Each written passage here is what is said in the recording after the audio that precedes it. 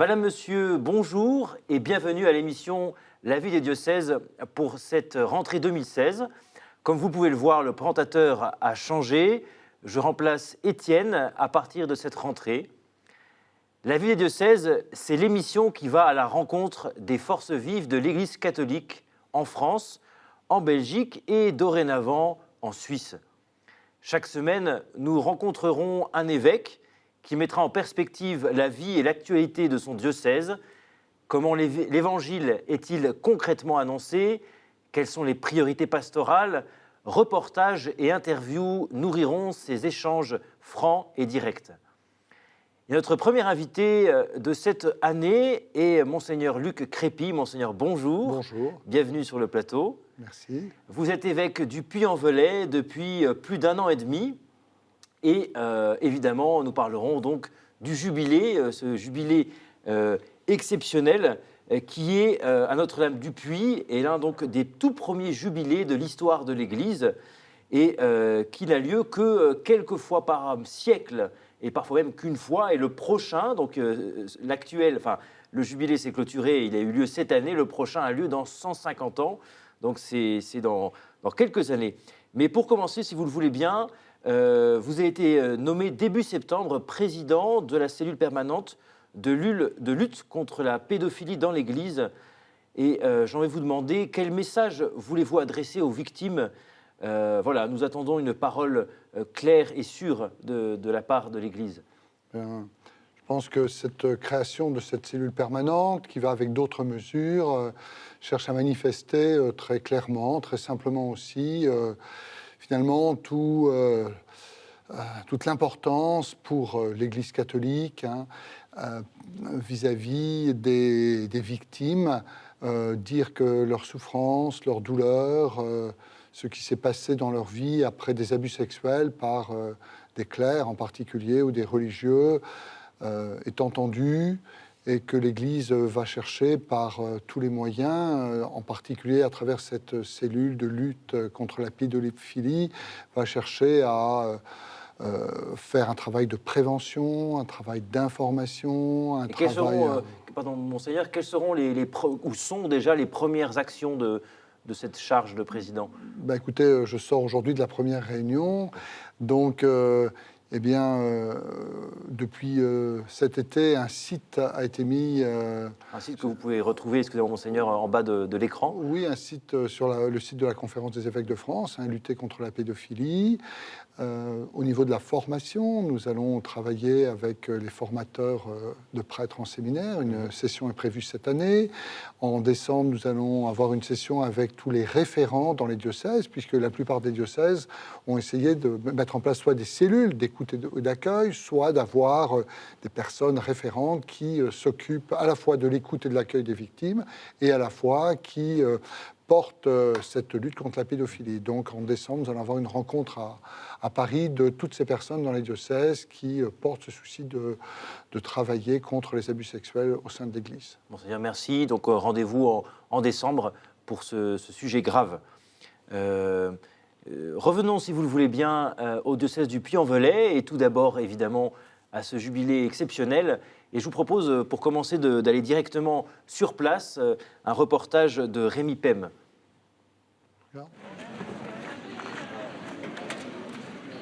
Ce sont les tout derniers préparatifs. Là, on y est presque, mais tout sera parfait, ce sera une très belle messe. Dès 9h, les premiers fidèles convergent vers le jardin Henri Vinet au Puy-en-Velay pour célébrer la messe de l'Assomption, qui est aussi la dernière messe du Jubilé du Puy. Dans un climat un peu de tension ou de difficulté que traverse notre pays, c'est très beau de voir cette ferveur où chacun apporte un petit pas, sa petite pierre à l'édifice. Et voilà, on se réunit tous autour du Christ et de la Vierge pour lui demander sa protection. Et je pense que c'est vraiment un témoignage d'amour, de paix, de joie, et que les gens voient qu'il y a une jeunesse et tous les âges qui soient là réunis autour de la Vierge. Ils sont plus de 5000 fidèles à être venus à cette messe du 15 août, présidée par son éminence le cardinal Beniamino Stella, qui prononce à leur égard une indulgence plénière au nom du pape François. que le Saint-Père nous accorde en ce jour de fête.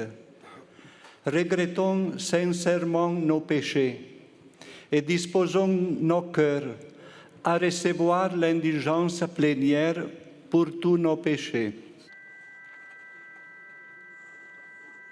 Un temps de communion et de prière.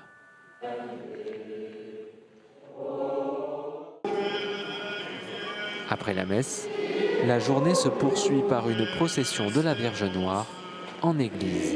6000 personnes se mettent en marche et remontent une à une les rues de la ville, ensemble et en prière.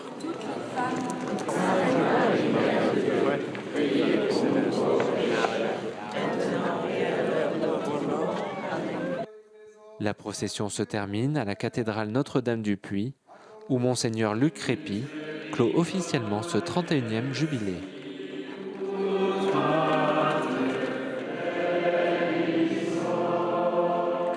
crois que nous pouvons tous nous applaudir les uns les autres pour le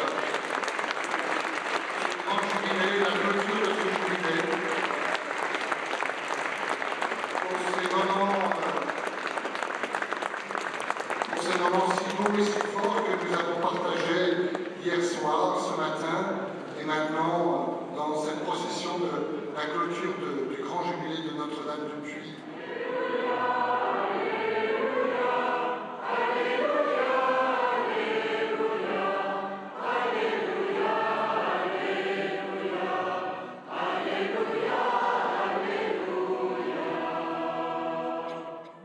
Le jubilé du Puy est clos. Les fidèles rentrent chez eux, sous le regard protecteur de la Vierge Noire. Monseigneur, c'est quand même exceptionnel de commencer sa vie d'évêque avec un tel jubilé. Comment vous l'avez vécu, ce jubilé? Oui, j'ai beaucoup de chance parce que le prochain est en 2157 et donc je n'ai pas beaucoup de chance de pouvoir le vivre. Oui, c'est sûr. Ouais. Et donc, oui, j'ai commencé tout de suite. À peine arrivé, on m'a dit, dans un an, vous savez, il y a le jubilé du Puy. En fait, il y en a deux ce siècle. On a eu un premier en 2005 et puis ce deuxième en 2016. Donc, en plus, on a le jubilé de la miséricorde de l'Église universelle. Donc, au Puy, on a vécu deux jubilés, si je puis dire. Alors, c'est un événement important parce que ce n'est pas simplement que la venue au sanctuaire de Notre-Dame du Puy, ça a été aussi dans le diocèse toute une année jubilaire, c'est-à-dire une année de renouveau, avec 3 démarches qui ont été vécues un peu partout dans les paroisses. D'abord, un temps de mission prêché par un prêtre lazariste, où pendant 3 ou 4 jours, les communautés paroissiales ont été invitées à se retrouver, des temps de prière, des temps de célébration, des temps de réflexion, un petit peu pour, je dirais, secouer un peu la communauté pour dire, alors, où en es-tu, que fais-tu, qui es-tu ? Le deuxième temps a été la visite pastorale du nouvel évêque. Et donc, suite à ces missions, j'ai été rencontrer les différentes paroisses. Avec les questions qui ont été soulevées pendant la mission, ça a permis de dialoguer avec les paroissiens, avec les acteurs pastoraux. L'occasion aussi pour moi, comme nouvel évêque, de rencontrer un peu les différentes réalités du diocèse. Alors ça va depuis les écoles, les maisons de retraite, mais ça va aussi les usines, des usines de plastique, des usines de saucissons, des usines de textiles. Ça va aussi là avec la rencontre avec les élus. J'ai rencontré presque 90% des maires de la Haute-Loire, avec un accueil très chaleureux, l'occasion de pouvoir parler des questions en fait sociales, économiques, politiques. L'évêque est l'homme de tous, l'homme qui cherche à rejoindre chacun, quelles que soient un peu ses convictions religieuses. Peut-être aussi soutenir les communautés, parce que nous sommes dans un diocèse rural, avec parfois des toutes petites communes, et donc dire que même si ce sont des petites communes, des petites paroisses, vous voyez, 40 habitants, un peu perdus loin, eh bien, l'Église était aussi présente, et l'Église ne laissait pas tomber, si vous voulez, toutes ces personnes qui ont parfois l'impression que dans le rural, les choses se désertifient, on est un peu loin de tout, parfois une certaine désespérance. Ben non, l'Église essaye d'être, je veux dire, en proximité avec les personnes. Et vous dites désespérance, alors même que le jubilé va jusqu'à eux. Et comment, ce que je veux dire, c'est qu'il y a quand même eu plusieurs milliers de pèlerins qui sont venus à Notre-Dame du Puy. Que nous dit la dévotion à la Sainte Vierge aujourd'hui ? Alors, les paroisses, bien sûr, après la mission et ces Oui, visites troisième pastorales, point. le troisième temps, les paroisses ont fait cette démarche jubilaire. Mm. Alors, démarche jubilaire faite par les catholiques du diocèse, mais aussi par des tas d'autres gens, et bien sûr, beaucoup de personnes de l'extérieur de la Haute-Loire sont venues prier Notre-Dame du Puy. Notre-Dame du Puy, c'est sous le signe de la miséricorde, hein, ce sanctuaire qui est apparu vers le IVe siècle. Hein, donc le Puy, c'est quand même, si j'ose la comparaison, au Moyen-Âge, le Puy, c'était un peu le Lourdes de l'époque. Hein. Les princes, les rois sont venus, les gens les plus simples comme les gens les plus importants sont venus à prier Notre-Dame du Puy, parce que le miracle qui s'est produit dans le sanctuaire, c'est des femmes qui ont été guéries d'une maladie en se couchant sur une pierre que la Vierge leur avait indiquée au cours de leur sommeil. Et depuis, il y a une grande dévotion. Donc, le jubilé, les pèlerins sont invités à faire une démarche jubilaire autour de la cathédrale où on renouvelle les promesses de son baptême, où on prend un temps de conversion, il est possible de se confesser, où on va redire les éléments principaux de la foi en récitant la profession de foi, où on va vivre au terme de la démarche jubilaire le temps de l'Eucharistie. On va prendre un temps aussi pour prier Notre-Dame du Puy. Finalement, les pèlerins, en 2 heures, 2 heures et demie, vont faire une expérience spirituelle assez forte, où ils vont essayer de se replonger dans le cœur de la foi, et à la suite de Marie, peut-être se dire bien comment je peux essayer de suivre un peu plus Jésus le Christ. Un Marie qui dit faites tout ce qu'il vous dira. Tout ce qu'il vous dira. Et c'est également ce que le père Gobillard a dû entendre quand on lui a proposé, donc l'ancien recteur de la cathédrale, quand on lui a demandé proposé d'être évêque. Et donc vous étiez d'ailleurs à son ordination il y a quelques jours. Le 11 septembre. Le 11 septembre, voilà. Il y a quelques jours. Donc le père Gobillard a pris sa nomination au début de l'été. Alors gentiment, en lien d'ailleurs avec le cardinal Barbarin, il est resté jusqu'au 15 août, parce que c'était lui qui a été un des acteurs importants de l'organisation de ce jubilé. Donc il a poursuivi jusqu'au bout sa mission. Et de fait, avec toute une équipe, il y avait, 250-300 bénévoles qui ont accueilli ces groupes si nombreux qui sont venus faire leur démarche jubilaire. C'est lui qui était un peu le coordinateur. Et de fait, j'étais à son ordination, bien sûr, parce que... Comme étant son ancien évêque. Voilà, le diocèse du Puy a été, si je puis dire, un généreux donateur, puisque nous avons donné le père Gobillard au diocèse de Lyon. Voilà. Comme évêque auxiliaire, du coup, évêque auxiliaire de Lyon. Voilà, le diocèse du Puy-en-Velay compte quand même plusieurs sanctuaires. Ce sont les chemins de Saint-Jacques. Qu'est-ce que cela nous dit de la nouvelle évangélisation, finalement, en termes d'organisation un petit peu territoriale? Qu'est-ce que ça peut nous dire? C'est-à-dire que les paroisses, quelque part, perdent un petit peu de leur influence, alors même que les sanctuaires se déploient avec tous les jubilés en tout cas l'afflux des pèlerins. Alors c'est vrai que en Haute-Loire, les gens sont très fidèles aux fêtes liées au sanctuaire. Le jour où c'est la fête du sanctuaire, par exemple, il y a 3 semaines, j'étais à Notre-Dame d'Estour, qui est près de Saugues, dans le pays du Gévaudan. Et le fameux loup de la bête et le loup du Gévaudan. Et donc, là, il y a un petit sanctuaire caché au fond d'une grande vallée qui est très beau. Eh bien, vous avez 300-400 personnes qui viennent pour participer et qui, tous les ans, seront très fidèles, des gens qui viennent même de loin. Et toute la Haute-Loire est un peu parsemée, si je puis dire, de petits ou de plus grands sanctuaires. Et il y a, une dévotion forte de la part des gens. Alors bien sûr, ce sont des personnes qui participent à la fête du sanctuaire. Alors peut-être c'est pas pour autant les personnes qui sont obligatoirement toutes engagées dans la vie des paroisses, mais il y a cette fidélité, cet attachement à ces lieux importants pour finalement la foi. Voilà, venir prier avec Marie. Alors merci Monseigneur, j'aurais dû commencer par ça, mais vous êtes du coup nouvellement nommé évêque et vous êtes également pour la première fois sur le plateau de la Ville-Diocèse. Est-ce que vous pouvez nous donner un petit peu rapidement votre parcours? Alors moi je suis originaire du Nord, je suis un ch'ti comme on dit, de Lille. J'ai habité quand même pas mal de temps la région parisienne. Je suis de formation biologiste. J'ai fait de la biologie végétale. Docteur en biologie. Voilà, j'ai travaillé, si vous voulez tout savoir, sur l'endive et au Brésil, où j'ai passé 2 années, sur le haricot. Et puis, au terme de mes études et de cette formation de biologiste, après mon temps de travail au Brésil, eh bien, j'ai décidé d'entrer au séminaire et je suis rentré chez les eudistes. Donc les vous pères êtes, eudistes. vous Voilà. êtes religieux. Alors, pas tout Vous à fait étiez. religieux, parce que La les question. eudistes ne sont pas religieux, sont ce qu'on appelle membres d'une société de vie apostolique, c'est-à-dire que c'est une société de prêtres. Voilà. Ils ne font pas de vœux, mais enfin, c'est une distinction peut-être un peu difficile pour nos téléspectateurs. Mais voilà, puis après, j'ai travaillé, j'étais en paroisse dans l'Essonne, vous voyez, près d'Évry, et puis j'ai passé un bon nombre d'années à Orléans comme supérieur du séminaire. Voilà. Du coup, qu'est-ce que là on parle vous donc en tant que supérieur du séminaire, qu'est-ce que en tant que fils de Saint Jean-Eudes, qu'est-ce que ça vous dit, qu'est-ce que vous avez envie de dire ou de dire à vos prêtres par rapport à la formation de vos prêtres? Quel regard vous avez sur la formation continue de vos prêtres? Saint Jean-Eudes, donc, comme vous l'évoquez, a été au XVIIe siècle avec d'autres, comme les Sulpiciens, les Lazaristes, d'autres congrégations, qui ont été très attachées à la formation du clergé diocésain. La situation du clergé était très difficile, et donc des gens comme Saint Jean-Eudes ont œuvré beaucoup pour la formation des prêtres diocésains, aujourd'hui encore. Et donc j'ai un peu ce souci, par ce chromosome, si je puis dire, eudiste, de proposer aux prêtres du diocèse des temps de formation. Je pense aussi de l'accompagnement des prêtres. Quand je suis arrivé dans le diocèse, j'ai essayé de rencontrer personnellement chacun des prêtres.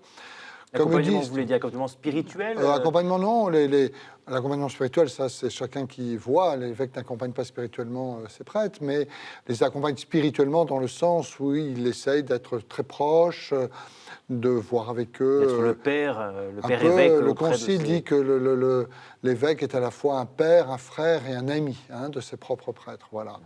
Et donc, je pense, comme eux disent, j'ai eu ce souci de travailler à la formation des prêtres diocésains. Et donc, comme évêque, j'attache une importance forte à un contact régulier, un dialogue, une fraternité avec l'ensemble des prêtres. Et je travaille aussi avec eux pour que le presbytérium, c'est-à-dire l'ensemble des prêtres du diocèse, vive quelque chose de fort et de fraternel entre eux, ce qui est le cas d'ailleurs en Loire. C'est ce que vous avez, du coup, c'est ce que vous avez dit aux prêtres quand vous avez fait donc cette visite pastorale que vous venez de terminer. Voilà.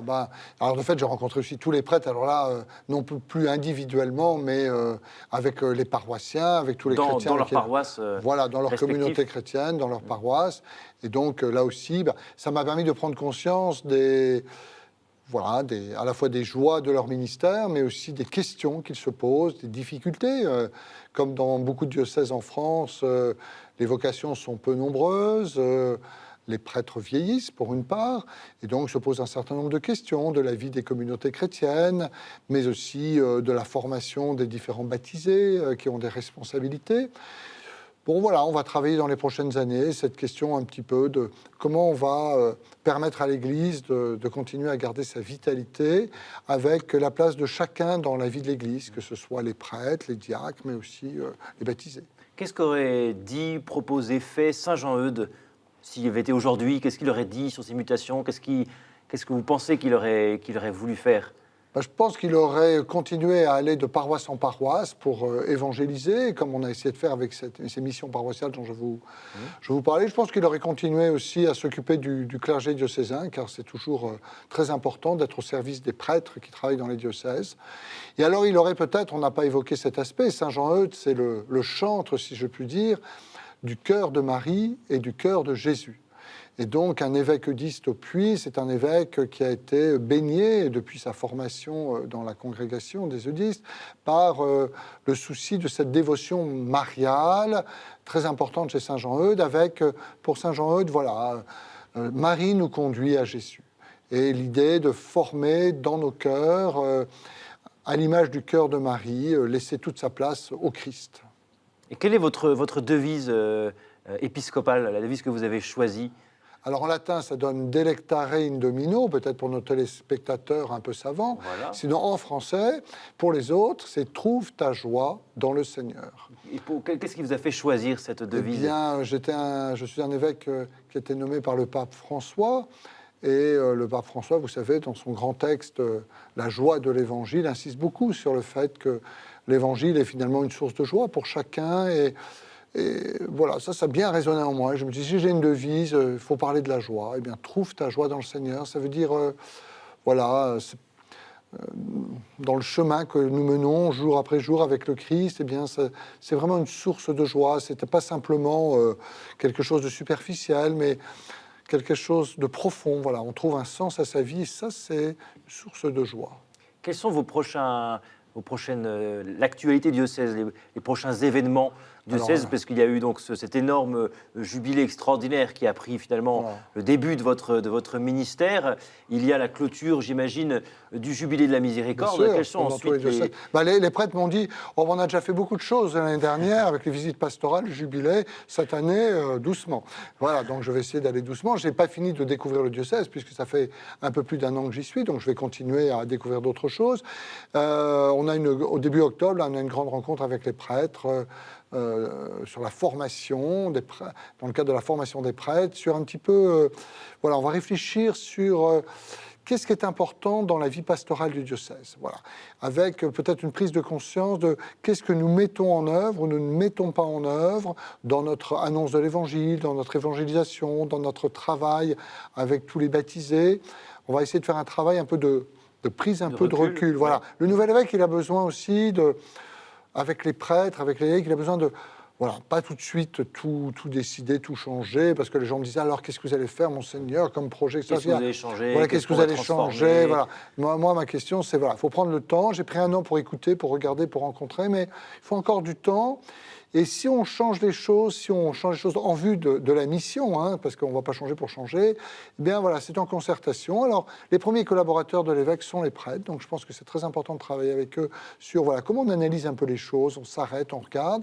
Et puis après, il faudra travailler avec les communautés chrétiennes, bien sûr, et puis voir après comment on va. Vous savez, en Haute-Loire, c'est un diocèse rural, on prend le temps de regarder, on vit un peu au rythme des saisons. Donc, les changements brutaux là-bas, je ne suis pas sûr que les gens aiment beaucoup.